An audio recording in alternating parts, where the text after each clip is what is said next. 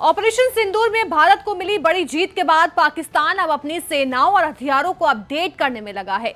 उन्होंने वायुसेना, नौसेना और ड्रोन के लिए बड़े हथियार खरीदने का प्लान तेज कर दिया। अधिकारियों के मुताबिक इस पूरे प्लान पर लगभग 75,421 करोड़ खर्च होंगे। एक वरिष्ठ पाक अधिकारी ने कहा कि ये तैयारी सिर्फ भारत के खिलाफ नहीं बल्कि किसी भी संभावित अंतर्राष्ट्रीय कार्रवाई के लिए भी की जा रही है। सबसे बड़ा हिस्सा नई आर्मी रॉकेट फोर्स के लिए रखा गया है। पाकिस्तान चीन से कई नए लड़ाकू विमान और मिसाइलें खरीदी जा रही हैं। सबसे पहले बात कर लेते हैं मिसाइलों की।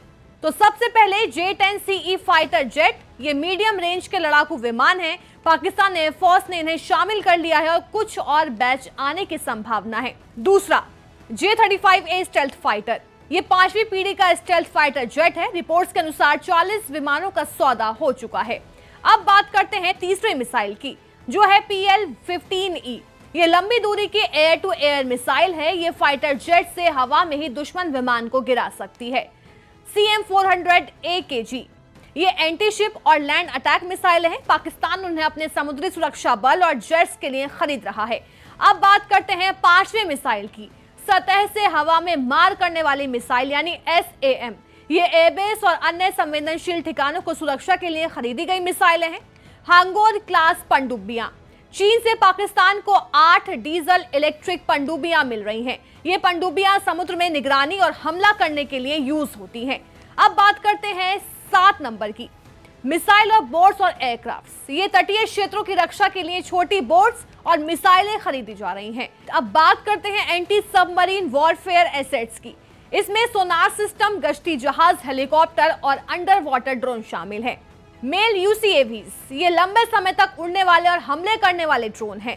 अब बात करते हैं 10वें नंबर की, जो है EW पॉड्स और UAVs। ये ड्रोन और इलेक्ट्रॉनिक वॉरफेयर दुश्मन के रडार को जाम करने और सिग्नल इंटरसेप्ट करने की क्षमता रखते हैं। बैरख्तार और अनका ड्रोन, ये ड्रोन युद्ध में निगरानी और हमला करने की क्षमताओं से लैस हैं।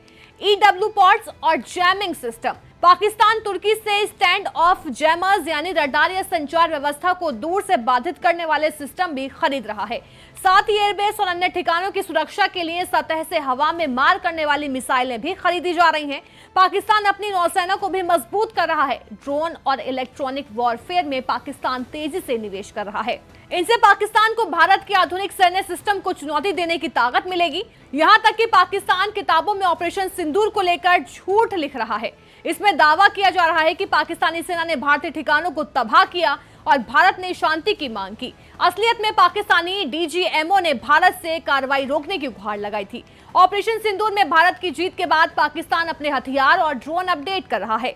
चीन और तुर्की से नई डिलीवरी, ड्रोन और मिसाइल सिस्टम दिखाते हैं कि पाकिस्तान भविष्य में किसी भी लड़ाई के लिए तैयार हो रहा है। भारत के लिए ये साफ संदेश है कि अपनी सुरक्षा और रणनीति को और मजबूत करना बेहद जरूरी है।